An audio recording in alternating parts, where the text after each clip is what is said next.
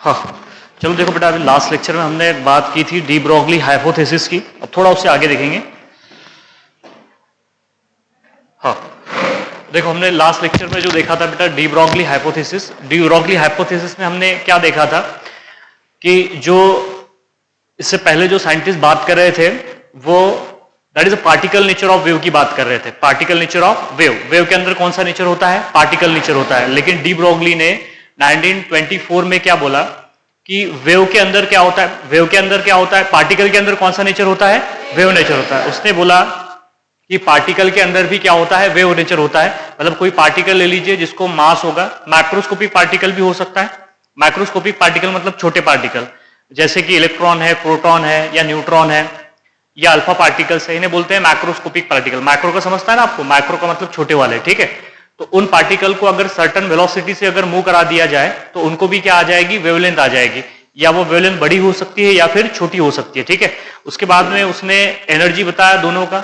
जब अगर बेटा कोई वेव है तो वेव की एनर्जी एच न्यू से निकालेंगे हम, जो कि प्लैंक क्वांटम थ्योरी थी। उसके बाद में अगर कोई वेव, अगर पार्टिकल्स है तो पार्टिकल की एनर्जी क्या होगी बेटा? E equal to mc²। दोनों बराबर रख दिया था उसने। दोनों बराबर रखने के बाद में वहां पे क्या हुआ था बेटा? दैट इज द, हमने जो h न्यू के जगह पे हम sc बाय लैम्बडा रख सकते हैं, तो sc by lambda is equal to क्या आया था? mc²। mc² आया था कि नहीं आया था?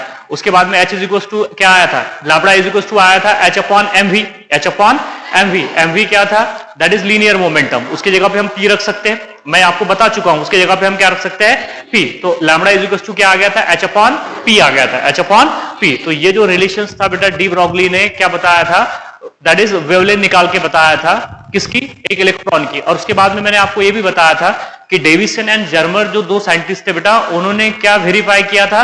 इलेक्ट्रॉन के अंदर वेव कैरेक्टर। इलेक्ट्रॉन के अंदर वेव कैरेक्टर निकाले ना हमने उसकी wavelength. That is wavelength is equal to क्या था उसकी? इलेक्ट्रॉन की wavelength is equal to the 12.30 divided by under root of v। v क्या था? Applied potential. अप्लाइड पोटेंशियल मैंने आपको प्रोटॉन के लिए भी बताया, अल्फा पार्टिकल के लिए भी बताया, और न्यूट्रॉन के लिए भी हम बात कर चुके हैं, ठीक है। अब एक बात करते हैं, that is the quantization of angular momentum क्या होता है। देखो बोहर एटॉमिक मॉडल में बोहर ने बेटा क्वांटाइजेशन ऑफ एंगुलर मोमेंटम तो यूज कर लिया। mvr is equal to nh upon 2 use किया था ना। और मैंने बोला था बेटा अपनी पूरी लाइफ में वो इस चीज को एक्सप्लेन नहीं कर पाया। देखो बोहर ने क्या किया? Dual nature of electron use कर डाला, मतलब नेचर ऑफ इलेक्ट्रॉन तो यूज कर डाला, और उस पर से बताया mvr is equal to nh upon 2 लेकिन mvr is equal to nh upon 2 को वो एक्सप्लेन नहीं कर पाया। उसको बहुत ही आसानी से बेटा डी ब्रोगली ने एक्सप्लेन कर दिया। कैसे एक्सप्लेन कर दिया मैं बताऊंगा आपको। उसे बोलते हैं that is the quantization of angular momentum. देखा है ना हमने क्वांटाइजेशन ऑफ एंगुलर मोमेंटम। देखो बेटा ये बात मैं पहले कर चुका हूं, अब उस पर ज्यादा बात करने का कोई मतलब नहीं निकलता। इधर देखिए, अब ये जो है दैट इज द क्वांटाइजेशन। अब बात करेंगे हम, that is the quantization of किसकी बात करेंगे बेटा? Quantisation of angular momentum. Angular momentum ये आपको अच्छे से पता है क्वांटाइजेशन ऑफ एंगुलर मोमेंटम क्या होता है। तो मोमेंटम तो आपको पता है, एंगुलर मोमेंटम कौन सा होता है? क्या होता है एंगुलर मोमेंटम? जरा बताइए मुझे आप। mvr which is equal to क्या होता है? nh अपॉन 2 बस यही है। ये तो यूज किया था ना उसने। मैंने चौथा या पांचवा पोस्टुलेट बताया था आपको बोहर एटॉमिक मॉडल का कि एंगुलर मोमेंटम जो होता है वो क्या होता है बेटा? ऑलवेज क्वांटाइज होता है। Always quantize. और क्वांटाइज का मतलब है कि उसकी वैल्यू क्या हो जाती है? फिक्स हो जाती है ना। तो उसके बीच की वैल्यू अलाउड नहीं होगी, उसके दोनों के बीच की वैल्यू अलाउड नहीं होगी। उसे कहते हैं हम दैट इज क्वांटाइजेशन। क्या बोलेंगे उसे? क्वांटाइजेशन। तो बस मुझे ये प्रूव करना है। और ये किसने प्रूव किया था? डी ब्रोगली ने। That is the quantization of angular momentum. अब उसने कैसे प्रूव किया? देखो इधर देखो क्या हुआ था। बोहर का क्या कहना था मैं दोनों भी बता देता हूं आपको। डी ब्रोगली का क्या कहना है और बोहर का क्या कहना था। बोहर ने क्या बोला था कि ये जो एटम्स है, एटम का जो सेंटर है ये न्यूक्लियस है, और इस न्यूक्लियस के अराउंड एक फिक्स सर्कुलर पाथ होती है जिसे हम क्या कहते हैं? ऑर्बिट कहते हैं, ठीक है। ये आपको अच्छे से किसे पता है? इसे बोलते हैं बेटा ऑर्बिट। आराम से लेके चलूंगा अभी। इधर देखो बेटा ये ऑर्बिट है, और इस ऑर्बिट में इलेक्ट्रॉन है। इस ऑर्बिट में क्या है? इलेक्ट्रॉन है। तो अब मुझे एक बात बताइए, ये जो इलेक्ट्रॉन जो घूम रहा है किसमें? इस ऑर्बिट में। इस ऑर्बिट में ऐसे घूम रहा है। तो अब मुझे बताइए इलेक्ट्रॉन जो है ये कैसे घूम रहा है? सर्कुलर पाथ में घूम रहा है। इलेक्ट्रॉन सर्कुलर घूम रहा है। क्लियर है बात यहां पे? ये किसका कहना था? That is this are the, ये कहना था बेटा बोहर का। ये क्या है? Bohr model of atom. लेकिन डी ब्रोगली ने क्या कहा? डी ब्रोगली ने यूज कर डाला वेव नेचर ऑफ इलेक्ट्रॉन। किसका, कौन सा नेचर यूज कर डाला इलेक्ट्रॉन का? Wave nature. ये बोहर ने बोला था कि इलेक्ट्रॉन जो है ऐसे सर्कुलर पाथ में अराउंड द न्यूक्लियस क्या होता है, कंटिन्यूअसली रिवॉल्व होता है। अब वो जिस ऑर्बिट में होगा तो अगर उसी ऑर्बिट में घूम रहा है तो ना तो वो एनर्जी इमिट करेगा ना तो एनर्जी अब्सॉर्ब करेगा, ये भी बात कर चुके हैं। हाँ, अगर उसे लोअर एनर्जी लेवल से हायर एनर्जी लेवल में जाना है या हायर एनर्जी लेवल से लोअर एनर्जी लेवल में आना है तो एनर्जी क्या करनी पड़ेगी, अब्सॉर्ब और इमिट करनी पड़ेगी। लेकिन अब इधर देखो आप, बोहर ने क्या, डी ब्रोगली ने क्या बोला, ये देखो ये न्यूक्लियस है, this are the centre of atom, और ये जो है ये ऑर्बिट है। ये क्या है? ऑर्बिट है ऑर्बिट। इस तरीके से निकाला मैंने। अब ये थोड़ा सेंटर गलत हो गया तो ठीक है, मैं इसे सेंटर में करा देता हूं। इधर देखिए, इसे थोड़ा सेंटर में कर देंगे। अब ठीक है, क्लियर है। अब देखो उसने क्या बोला, डी ब्रोगली ने wave nature of electron use कर डाला। मतलब इलेक्ट्रॉन के अंदर कौन सी नेचर होता है? वेव नेचर होता है, या इलेक्ट्रॉन के अंदर वेव कैरेक्टर होते हैं, तो वेव की तरह ट्रैवल करेगा ना। ऐसे समझ में आ रही ना बातें आपको? तो देखो उसकी जो वेलोस या फिर उसकी जो नेचर बताया यहाँ पे वेव नेचर, तो वो उसने बोला कि वो इलेक्ट्रॉन ऐसे रिवॉल्व होगा, ऐसे। अरे बात समझ में, थोड़ा अच्छा नहीं दिखेगा लेकिन मैं कोशिश करूंगा अच्छा बनाने की, ठीक है। इसे डिजाइनर फॉर्म में घूमेगा इलेक्ट्रॉन, ऐसे नहीं घूमेगा। समझ में आ रही है दोनों बातें? इलेक्ट्रॉन जो है बोहर ने बोला ऐसे घूमेगा अराउंड द न्यूक्लियस, लेकिन किसने, डी ब्रोगली ने बोला कि इलेक्ट्रॉन ऐसे डिजाइनर फॉर्म में घूमेगा, मतलब वेव की तरह घूमेगा। समझ में आ रही है बात आपको? देखो ना, ये वेव की तरह ही तो घूम रहा है बेटा। तो ये वाली जो लेंथ हो जाएगी, बताइए ये वाली लेंथ क्या हो जाएगी? वेवलेंथ हो जाएगी, जिसे क्या कहेंगे हम? लैम्बडा कहेंगे। सबको समझ में आ रहा है ना? तो ये इस तरीके से इसे बोलते हैं बेटा, दैट इज डी ब्रोगली। इसे क्या बोलते हैं? De Broglie hypothesis. D Broglie ने बोला कि इलेक्ट्रॉन जो है वो वेव की तरह बिहेव करेगा, वेव कैरेक्टर शो करेगा जब वो अराउंड द न्यूक्लियस घूमेगा। लेकिन यहां पे ये बेटा इस चीज को समझ नहीं पाया, इस चीज को उस टाइम में ये बता नहीं पाया। अब देखो यहां पे देखो, ये एक वेवलेंथ होगी और ये क्या होगी बेटा, बोलो? यहां से यहां तक क्या होगी? दूसरी वेवलेंथ होगी। यहां से यहां तक क्या होगी? तीसरी वेवलेंथ होगी। अब ये टोटल वेवलेंथ कितनी होगी? एन वेवलेंथ, एन लैम्बडा हो जाएगी। क्या हो जाएगी? टोटल वेवलेंथ क्या हो जाएगी बेटा यहाँ पे? Which is equals to N lambda, which is equals to क्या हो जाएगी? N lambda. अब देखो, अब उसने एक बात और बोली, आपको एक बात तो समझ में आ रही है ना कि ये बोहर ने बोला कि इलेक्ट्रॉन सर्कुलर ऑर्बिट में इस तरीके से रिवॉल्व होगा, लेकिन डी ब्रोगली ने बोला कि वो वेव की तरह बिहेव करेगा। अब सवाल ये है कि वो फर्स्ट ऑर्बिट में कैसे बिहेव करेगा अकॉर्डिंग टू बोहर और अकॉर्डिंग टू डी ब्रोगली, और सेकंड ऑर्बिट में कैसे बिहेव करेगा, थर्ड ऑर्बिट में कैसे बिहेव करेगा। तो इधर बताता हूं आपको, इधर देख लीजिए। अगर बात करें हम किसकी, डी ब्रोगली की, अगर n इज इक्वल टू 1 है बेटा, क्या है? n इक्वल टू 1 है, मतलब कौन से ऑर्बिट की बात हो रही है? फर्स्ट ऑर्बिट की बात हो रही है। तो देखो बेटा, according to de Broglie and according to Bohr, first orbit में इलेक्ट्रॉन कंसिस्टेंट होते हैं। फर्स्ट ऑर्बिट में इलेक्ट्रॉन क्या होते हैं? कंसिस्टेंट होते हैं। मतलब फर्स्ट ऑर्बिट में de Broglie hypothesis and Bohr model of atom ये कंसिस्टेंट हो जाते हैं। मतलब उसने भी क्या बोला था कि फर्स्ट ऑर्बिट में इलेक्ट्रॉन सर्कुलर ही घूमेगा, जैसे किसने बोला? बोहर ने। और किसने? और डी ब्रोगली ने भी यही बोला कि फर्स्ट ऑर्बिट में इलेक्ट्रॉन बेटा सर्कुलर ही घूमेंगे। मतलब दोनों जो एटॉमिक मॉडल है वो फर्स्ट ऑर्बिट में कंसिस्टेंट हो जाते हैं। लेकिन जैसे ही सेकंड ऑर्बिट आता है n इक्वल टू 2, तो इसमें बेटा दो वेव बन जाते हैं। इधर देखो, ऐसे घूमना चाहिए, उसने ऐसे घूमना चाहिए ना। अकॉर्डिंग टू बोहर तो ऐसे ही घूमेगा, लेकिन अकॉर्डिंग टू डी ब्रोगली कैसे घूमेगा? दो वेव बना देगा। थोड़ा सा मुश्किल है ये बनाना, मैं कोशिश करूंगा फिर भी। देखो कितनी वेव्स बन जाएगी यहाँ पे? दो वेव्स बन जाएगी। हाँ, जैसे ही n इक्वल टू 3 आएगा थर्ड ऑर्बिट में देखो ये हमारे पास में सेंटर है, ये उसका कौन सा पाथ है? सर्कुलर पाथ है। लेकिन इस केस में अब कितने वेव्स बन जाएगी? 3 वेव्स बन जाएगी। समझ में आ रही ना बातें आपको कि डी ब्रोगली ने वेव नेचर यूज कर डाला बेटा, किसका? इलेक्ट्रॉन। मतलब इलेक्ट्रॉन जो मूव करेगा वो वेव की तरह मूव करेगा, वेव की तरह क्या करेगा? ट्रैवल करेगा। तो अगर फर्स्ट ऑर्बिट है तो फर्स्ट ऑर्बिट में जैसे बोहर एटॉमिक मॉडल में इलेक्ट्रॉन सर्कुलर पाथ में घूम रहा था, डी ब्रोगली हाइपोथेसिस के हिसाब से भी बेटा वो सर्कुलर पाथ में ही घूमेगा। लेकिन डिफरेंशिएशन या डिफरेंट का पॉइंट कहां से आएगा? सेकंड ऑर्बिट से आएगा। सेकंड ऑर्बिट में बताइए कितनी वेव्स बनी है?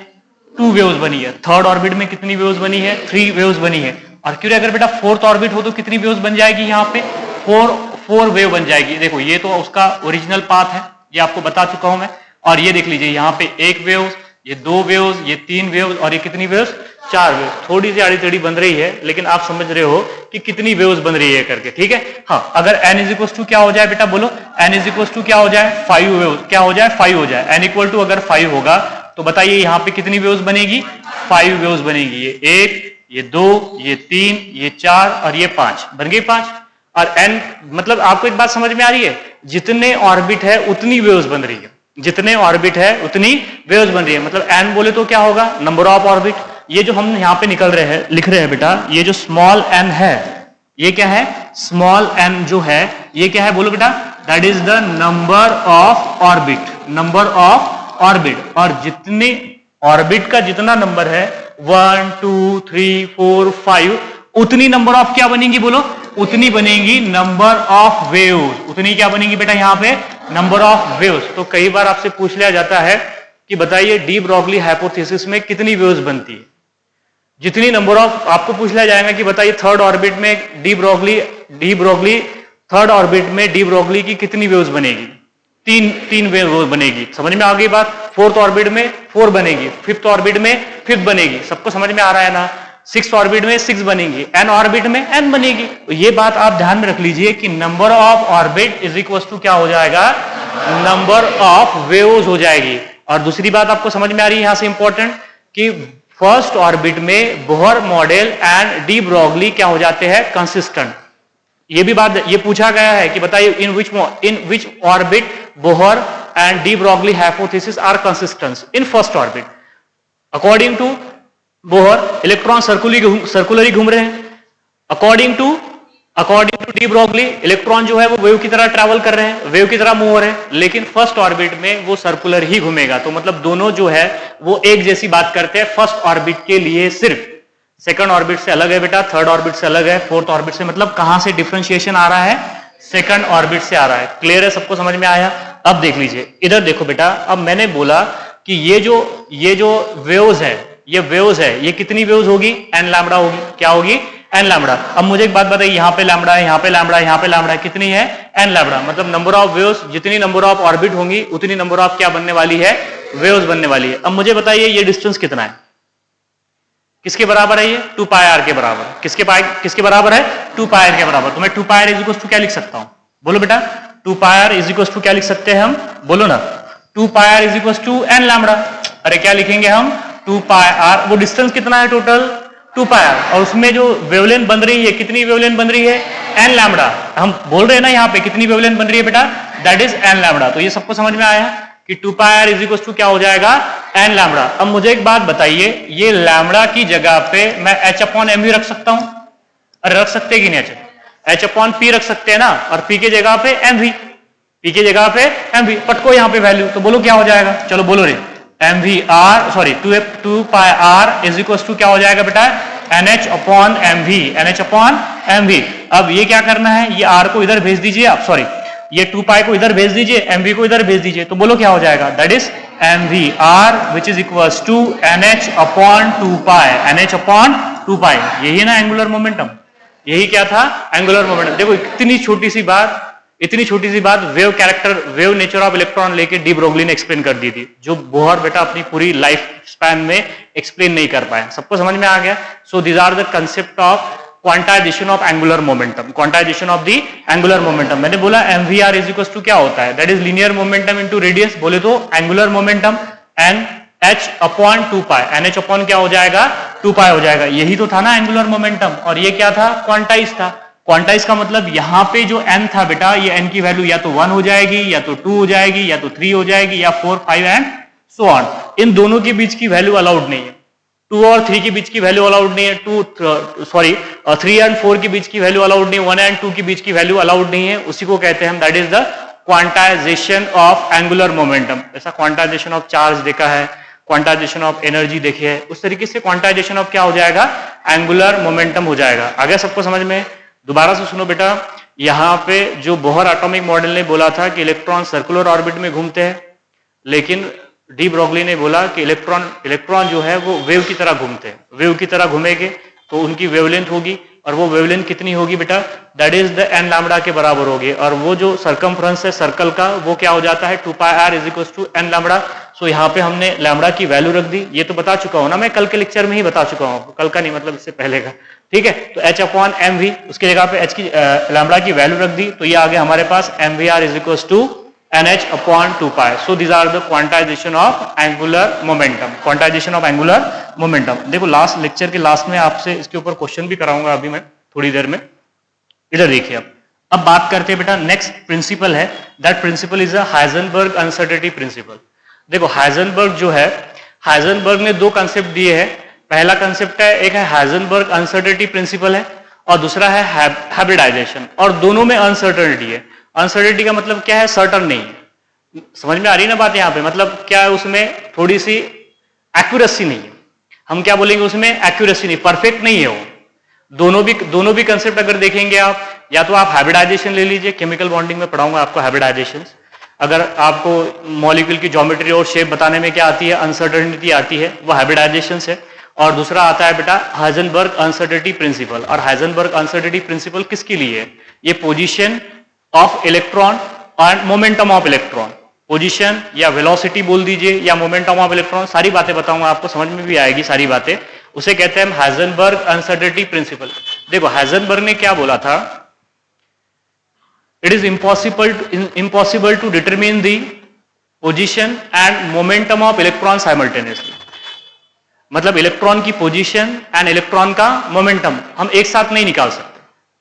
अगर पोजीशन अगर हम एक्यूरेट निकालने की कोशिश करेंगे तो मोमेंटम परफेक्टली गलत हो जाएगा, या अगर आपने मोमेंटम परफेक्टली एक्यूरेट निकालने की कोशिश करेंगे तो पोजीशन गलत हो जाएगी। समझ में आ रही ना बात है। देखो दो बातों पे बात करता है बेटा, एक पहली बात है पोजीशन और दूसरी बात है दैट इज मोमेंटम। मोमेंटम अगर आप एक्यूरेट निकालोगे तो पोजीशन गलत हो जाएगी, अगर पोजीशन सही निकालोगे तो मोमेंटम गलत हो जाएगा। मैं लिख के बताऊंगा आपको, एक्सप्लेन भी करके बताऊंगा, सारी बातें आपको समझ में आ जाएगी। देखो हुआ क्या था, देखो इधर देखो बेटा, अब बात करेंगे हम हाइजेनबर्ग अनसर्टेनिटी प्रिंसिपल। इसके ऊपर भी क्वेश्चंस आते हैं, मैं आज ही के लेक्चर में कराऊंगा भी आपको। दैट इज हाइजेनबर्ग इंपॉर्टेंट है रही, हाइजेनबर्ग अनसर्टेनिटी प्रिंसिपल। अनसर्टेनिटी समझता ना आपको कि कोई सर्टन नहीं है, उसमें कोई सर्टेनिटी नहीं है, that is uncertainty principle, Heisenberg uncertainty principle, Heisenberg uncertainty principle. देखो इसका स्टेटमेंट पहले लिख के बताता हूं, बाद में बात करेंगे आगे कि क्या होता है करके। उसने क्या बोला, इट इज इम्पॉसिबल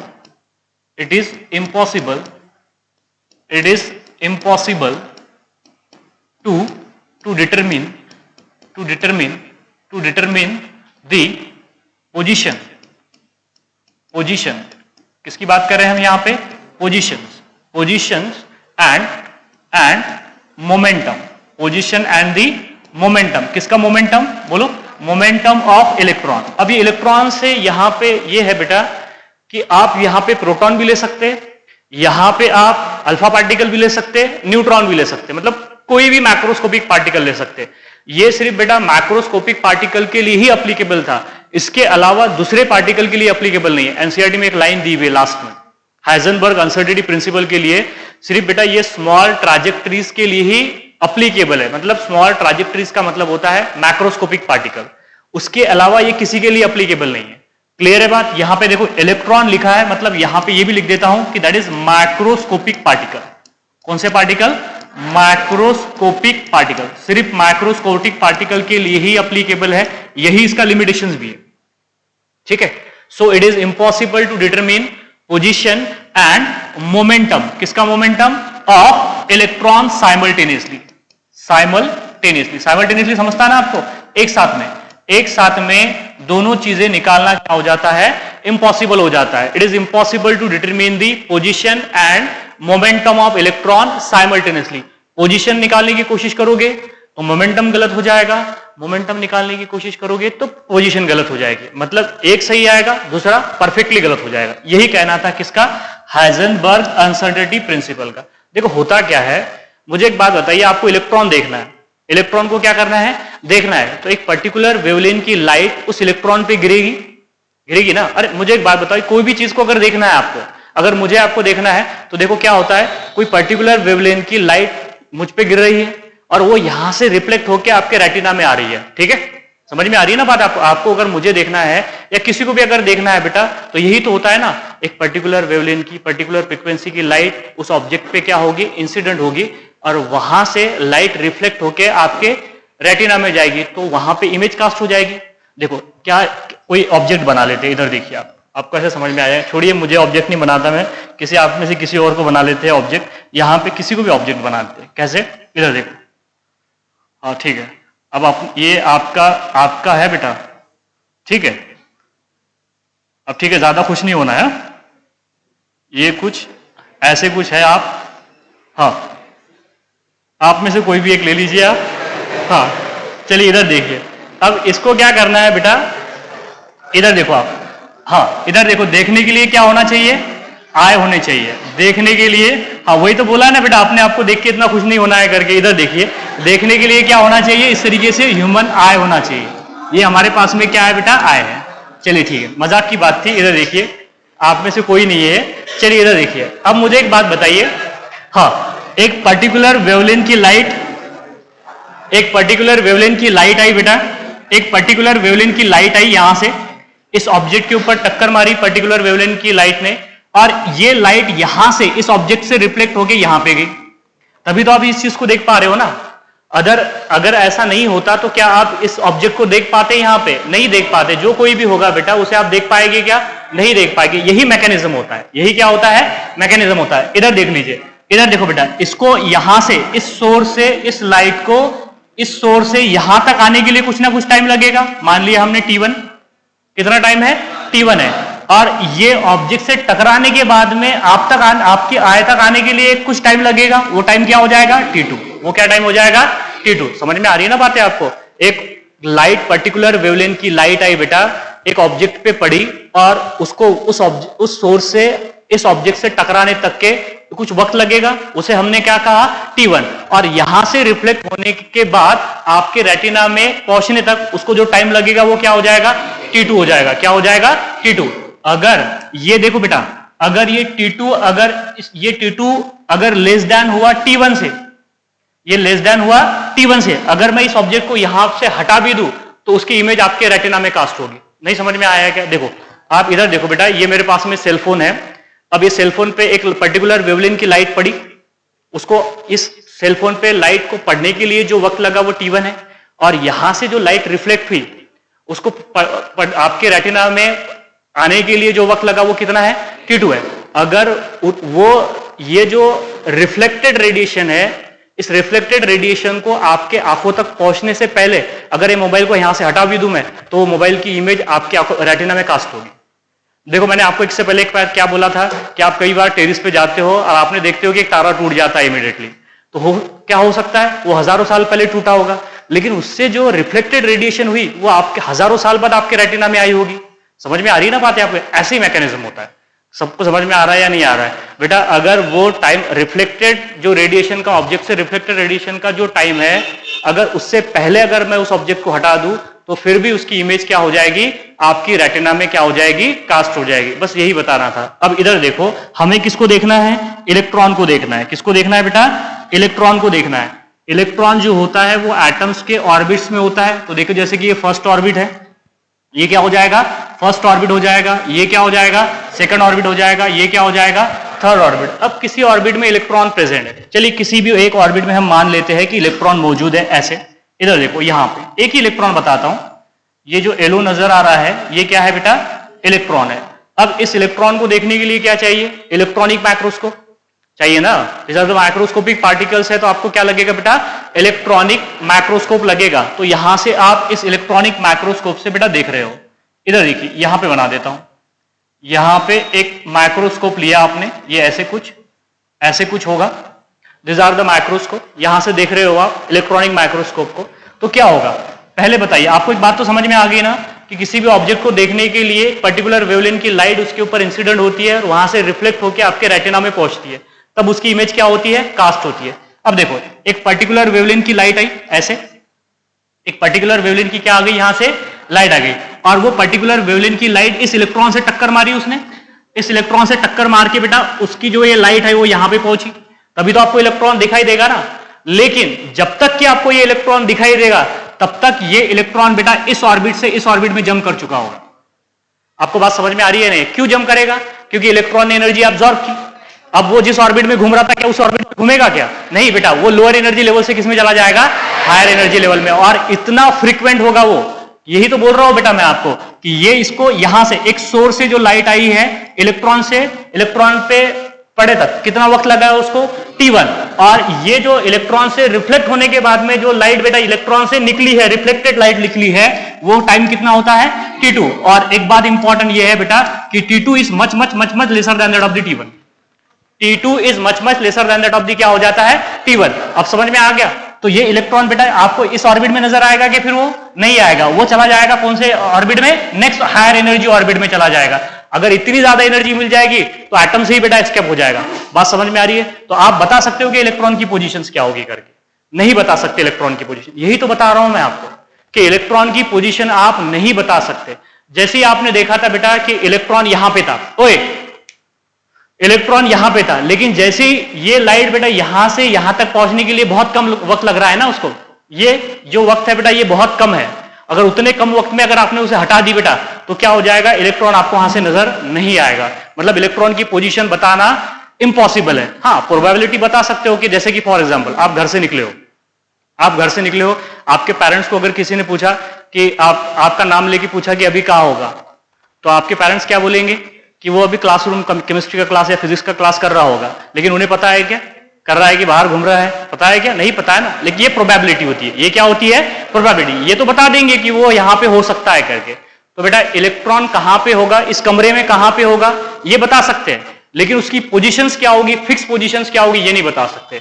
सबको समझ में आ रहा है ना?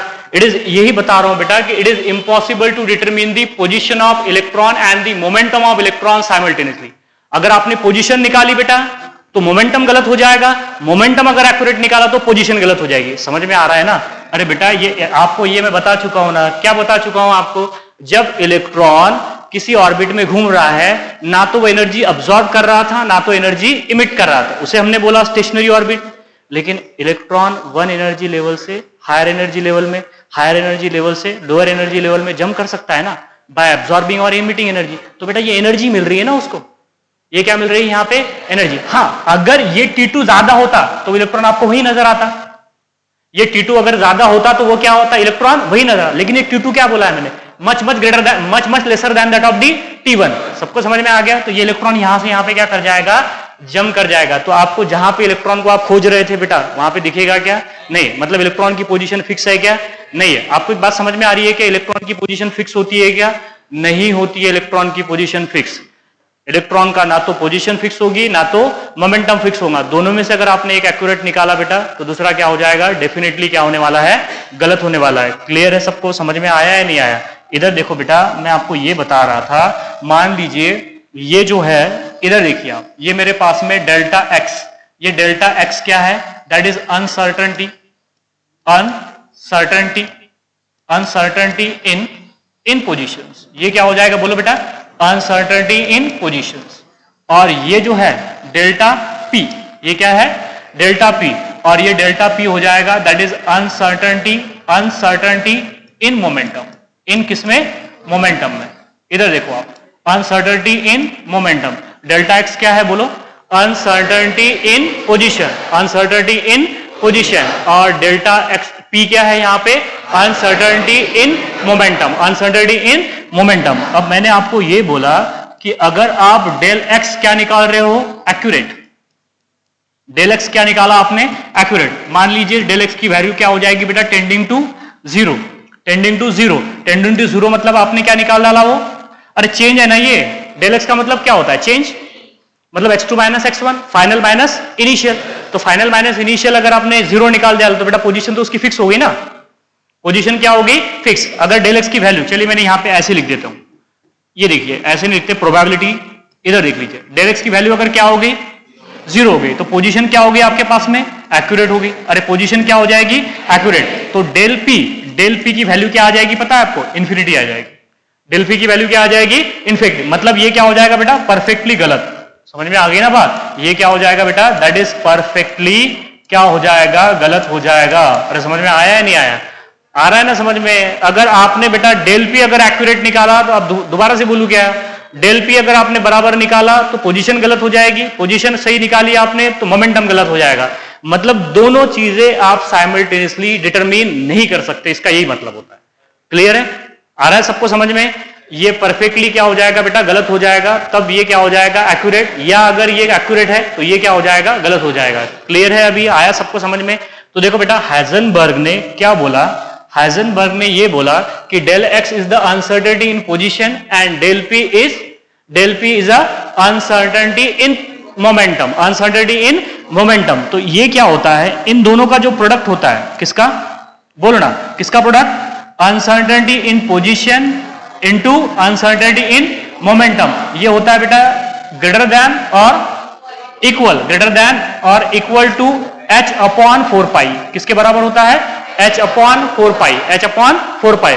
देखो del x into del p, del x and into del p is greater than और इक्वल टू क्या होता है, h upon 4 pi, h upon 4 pi. और ये जो है यहां पे देखिए आप, ये जो h अपॉन 4 पाई है, ये वाला नजर आ रहा है आपको, ये h अपॉन 4 पाई क्या है, so that is del x into del p का product. Del x and del p का प्रोडक्ट क्या है, h अपॉन 4 पाई, और इसे कहते हैं बेटा क्वांटम प्रोडक्ट। क्या बोलते हैं इसे, क्वांटम प्रोडक्ट। आपको कई बार पूछ लिया जाता है कि बताइए क्वांटम प्रोडक्ट की वैल्यू क्या होती है, आपको कई बार पूछ लेंगे कि बताइए क्वांटम प्रोडक्ट क्या होता है। क्वांटम प्रोडक्ट होता है बेटा h upon 4 pi, h upon 4 pi, और उसकी वैल्यू क्या होती है बोलो, del x into del p, del x into del p is greater than और इक्वल टू क्या हो जाएगा, h upon 4 pi, h upon 4 pi. अब इसकी एक बार और बता देता हूं कि मिनिमम वैल्यू क्या होगी करके, मैक्सिमम तो हो ही नहीं सकती इसकी, इसकी मिनिमम वैल्यू क्या होगी, इधर देखो बेटा, इसकी मिनिमम वैल्यू क्या होगी, इसकी अगर मिनिमम वैल्यू की बात करें तो वो हो जाएगी बेटा डेल एक्स इंटू क्या हो जाएगी बेटा, डेल पी। ये मिनिमम पूछ रहा हूं मैं आपसे, क्या पूछ रहा हूं, मिनिमम कितनी हो जाएगी, minimum h upon 4 pi, h upon क्या हो जाएगी 4 पाई। मैक्सिमम होने का कोई सवाल ही नहीं उठता बेटा, मैक्सिमम होने का कोई सवाल ही नहीं उठता, यहां पे मिनिमम वैल्यू क्या हो जाएंगी, h अपॉन 4 पाई। h क्या है, कांस्टेंट है, 4 क्या है, कांस्टेंट है, और पाई क्या है, कांस्टेंट है। मैं क्या बोला, जब दो वेरिएबल का प्रोडक्ट क्या हो जाए, कांस्टेंट हो जाए, तो उसका ग्राफ हाइपरबोला। क्या बोला, हाइपरबोला। बोला कि नहीं बोला, बोला था ना बेटा, रेक्टेंगल हाइपरबोला। मैंने बोला था बेटा आपको कि हाँ, कि जब दो वेरिएबल का प्रोडक्ट क्या हो जाए, कांस्टेंट हो जाए, तो उसका जो जिराफ नहीं ग्राफ क्या होता है, रेक्टेंगल हाइपरबोला। होता है कि नहीं होता। देखो मतलब आप एक निकालने की कोशिश करोगे दूसरा गलत हो जाएगा, दूसरा निकालने की कोशिश करोगे पहला गलत हो जाएगा। यही तो बात बता रहा हूं ना यार आपको मैं। इधर देखो आप, यहां पे क्या लिया आपने, दैट इज यहां पे ले लिया डेल एक्स, और यहां पे क्या ले लिया, डेल पी। तो इसका जो ग्राफ आएगा वो क्या आएगा, रेक्टेंगल हाइपरबोला। समझ में आ गई बात। इससे पहले भी बता चुका हूं कि जब दो वेरिएबल का प्रोडक्ट क्या हो जाए, कांस्टेंट हो जाए, तो उसका जो ग्राफ आता है वो रेक्टेंगल हाइपरबोला। देखो क्या होता है, कई बार आपको पूछ लेते हैं graphical representation of Heisenberg uncertainty principal, तो आपको बताना पड़ेगा। और दूसरी बात, यहां पे हाइजेनबर्ग अनसर्टेनिटी प्रिंसिपल का एक ही इक्वेशन नहीं है, del x into del p, del x into del p is greater than और equal to h upon 4 pi. मुझे एक बात बताइए, डेल पी की जगह पे क्या रख सकते हो आप, m डेल वी रख सकते हैं कि नहीं रख सकते। अरे डेल पी की जगह पे क्या रख सकते हैं आप, m डेल वी। अब इधर देखो आप, इधर देखो बेटा, नेक्स्ट देख लीजिए। आपको अच्छे से पता है कि P इज इक्वल टू क्या होता है, बोलो ना, P इज इक्वल टू होता है एम वी। थोड़ा अच्छे से लिख देता हूं, इधर देखो, P इज इक्वल टू होता है एम वी, तो del P is equal to क्या हो जाएगा, m del v, m del v. आप बोलोगे सर डेल्टा m क्यों नहीं लिखा, मास वेरिएबल है क्या, क्या मास वेरिएबल है इलेक्ट्रॉन का, किसी भी माइक्रोस्कोपिक पार्टिकल का मास वेरिएबल होता है क्या, नहीं, लेकिन उसकी वेलोसिटी वेरिएबल हो सकती है, उसकी वेलोसिटी क्या हो जाएगी, वेरिएबल। रखो यहां पे वैल्यू, चलो बोलो फिर, that is del x into del p is greater than और इक्वल टू क्या हो जाएगा बेटा, h upon 4 pi. Del p की वैल्यू रखो यहां पे, चलो बोलो क्या होगा फिर, हाँ, del x into del v, del x into del v is greater than और equal to h upon 4 pi into m, 4 pi into क्या हो जाएगा, m हो जाएगा। ये भी बेटा हाइजेनबर्ग अनसर्टेनिटी प्रिंसिपल है, ये भी क्या हो जाएगा, हाइजेनबर्ग अनसर्टेनिटी प्रिंसिपल, मतलब ये भी क्वांटम प्रोडक्ट हो जाएगा। समझ में आ गई बात। देखो आपको दो इक्वेशन बता चुका हूं हाइजेनबर्ग अनसर्टेनिटी प्रिंसिपल की। पहली है del x into del p, del x into del p equal to और ग्रेटर देन क्या हो जाएगा, h अपॉन 4 पाई, और या फिर del x into del v, del x into del v is equal to और ग्रेटर देन क्या हो जाएगा, h upon 4 pi m, h upon क्या हो जाएगा 4 पाई। ये सबको समझ में आया ना, m कैसे आया, तो अरे ये अभी तो बताया del p is equal to m d v, तो यहाँ पे एम डी वी रख दिया हमने, डी वी रख दिया, एम को इधर भेज दिया हमने। क्लियर है बात यहाँ पे। एक बात और देख लीजिए, एक बात और देख लीजिए आप, यहाँ पे देखो आप, ये आपको आज भी पता है कि डेल एक्स इंटू क्या हो जाएगा बेटा, del p, del x into क्या हो जाएगा, del p is greater than और इक्वल टू क्या होता है बोलो, h upon 4 pi, h upon 4 pi. क्योंकि अगर मैं डेल पी को डेल्टा टी से मल्टीप्लाई करूं और डिवाइड कर दूं तो कोई गलत तो नहीं है ना। अगर हमने क्या किया, इधर देखो बेटा, delta x into delta P को हमने डेल्टा टी से क्या किया, डिवाइड किया, और डेल्टा टी से क्या किया बेटा, मल्टीप्लाई किया, कोई गलत तो नहीं किया ना। फिर यहाँ पे ये बेटा डेल्टा टी क्या होता है, ट्रांजिशन टाइम होता है। क्या होता है, transition time, transition time. Transition time समझ में नहीं आ रहा है क्या, नहीं समझ में आया, वेरी गुड। ये वाला टाइम है T1 एंड T2, ये वाला टाइम है वो ट्रांजिशन टाइम। इलेक्ट्रॉन एक ऑर्बिट से दूसरे एनर्जी ऑर्बिट में जा रहा है, समझ में आ रही है ना बात आपको। इलेक्ट्रॉन एक ऑर्बिट से दूसरे ऑर्बिट में जा रहा है तो उसको कुछ ना कुछ तो वक्त लगेगा ना। जैसे ही पर्टिकुलर वेवलेंथ का फोटोन आएगा, एनर्जी क्या करेगा, अब्सॉर्ब करेगा, तो एक एनर्जी लेवल से दूसरे एनर्जी लेवल में जंप करेगा, तो कुछ ना कुछ तो वक्त लगेगा, 1 सेकंड 2 सेकंड 5 सेकंड जो भी होगा, कम लगेगा, उससे भी कम लगेगा, जितना आप सोच रहे हो उससे भी कम लगेगा, तो उसे कहते हैं हम दैट इज ट्रांजिशन टाइम। क्या बोलेंगे उसे, ट्रांजिशन टाइम। अब इधर देखो आप, इधर देखो बेटा, अब मुझे एक बात बताइए, that is the rate of change of momentum with respect to time. इसे क्या बोलते हैं, फोर्स बोलते हैं इसे क्या बोलते हैं, फोर्स। समझ में आया।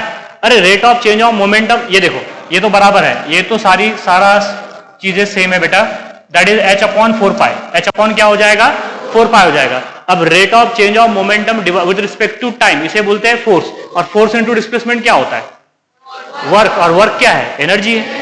वर्क क्या होता है, एनर्जी। आपको ये तो पता है ना अच्छे से, दोबारा से सुनो बेटा, rate of change of momentum with respect to, क्या एक एक करके लिख के दूं, लिख के देता हूं, तो कुछ बच्चों को समझ में नहीं आता हो, ठीक है। डेल एक्स इंटू ये क्या हो जाएगा बोलो, यहां पे हो जाएगा फोर्स, ये क्या हो जाएगा बेटा, फोर्स इंटू क्या हो जाएगा, इंटू हो जाएगा delta t is greater than और इक्वल टू, बोलो ना, h upon 4 pi, h upon क्या हो जाएगा 4 पाई हो जाएगा। अब यहां पे फोर्स इंटू डिस्प्लेसमेंट क्या होता है, वर्क होता है, और वर्क एनर्जी। ये देखो ना, ये क्या होता है बेटा, वर्क, ये क्या होता है, वर्क, और इसका मतलब क्या हो जाएगा, ये एनर्जी। लेकिन कौन सी energy, change in energy, change in energy into बोलो क्या हो जाएगा, delta t is greater than और इक्वल टू h अपॉन क्या हो जाएगा 4 पाई, h अपॉन क्या हो जाएगा 4 पाई। ये भी हाइजेनबर्ग अनसर्टेनिटी प्रिंसिपल है, ये भी क्या हो जाएगा, हाइजेनबर्ग अनसर्टेनिटी प्रिंसिपल। आगे सबको समझ में।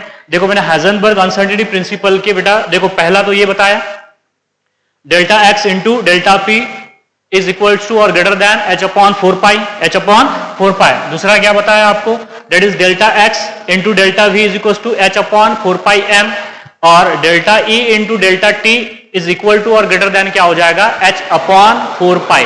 ये सारे के सारे क्वांटम प्रोडक्ट है। आपको पूछ लेंगे in Heisenberg uncertainty principle quantum products are 1 2 3 and all of this. 1 2 3 क्या, वो पहला 1, ये 2 और ये 3, तो क्या हो जाएगा आंसर उसका, ऑल ऑफ दिस हो जाएगा। सबको समझ में आया ना, कि दोबारा से बता दो एक बार, क्लियर है बेटा, सबको समझ में आया है नहीं आया। देखो एक बार मैं दोबारा से बता देता हूं बेटा, इधर देखिए आप इस चीज को समझिए, इसलिए तो मैंने पहले ये बताया ना आपको, पहले ये बात बता चुका हूं आपको कि क्या होता है करके। इलेक्ट्रॉन की पोजीशन एंड इलेक्ट्रॉन का मोमेंटम साइमल्टेनियसली निकालना क्या हो जाएगा बेटा, इम्पॉसिबल हो जाएगा। साइमल्टेनियस का मतलब होता है एक साथ, मोमेंटम निकालोगे पोजीशन गलत हो जाएगी, पोजीशन निकालोगे मोमेंटम गलत हो जाएगा। यही कहना था किसका, हाइजेनबर्ग अनसर्टेनिटी प्रिंसिपल का। और दूसरी बात, हाँ अब इधर देखो आप, नेक्स्ट क्या बोला है मैंने आपको, कि अगर आपने इलेक्ट्रॉन की पोजीशन निकाली, इलेक्ट्रॉन की पोजीशन निकाली बेटा, तो वेलोसिटी गलत हो जाएगी। वेलोसिटी अगर परफेक्टली निकालने की कोशिश कर रहे हो आप, तो क्या गलत हो जाएगी, पोजीशन गलत हो जाएगी। इसके साथ में रिलेशन है ना इसका। हाँ नेक्स्ट क्या है, अगर आपने ट्रांजिशन टाइम निकाला तो एनर्जी गलत हो जाएगी, एनर्जी क्या हो जाएगी, गलत हो जाएगी। अगर एनर्जी निकालेंगे आप तो ट्रांजिशन टाइम क्या हो जाएगा, गलत हो जाएगा। और इनकी सबकी जो वैल्यूज है, ये बात ध्यान में रखना है आपने, कि del x into del v is greater than और इक्वल टू क्या होता है, h अपॉन 4 पाई m, और delta e into delta t is equal to क्या होता है, h अपॉन 4 पाई। और delta x into delta p क्या होता है, h upon 4 pi. Minimum value बता चुका हूं, मैक्सिमम वैल्यू का सवाल ही नहीं आता बेटा, मैक्सिमम वैल्यू का कोई यहां पे रोल है ही नहीं। क्या आ गया रे, फिजिक्स का था कि मैथमेटिक्स का था, मैथमेटिक्स का होगा, ठीक है, सबको समझ में आ गया। This are the Heisenberg uncertainty principle. Heisenberg uncertainty principle में से पहले आपको बता चुका हूं डी ब्रॉगली हाइपोथेसिस क्या होता है। डी ब्रॉगली हाइपोथेसिस सबको समझ में आया, क्वेश्चन करा दूं एक दो इसके ऊपर, ठीक है। तो तनिष्क वो बंद कर दे अभी, चलो एक क्वेश्चन करा देता हूं ताकि आपको बात समझ में आ जाए।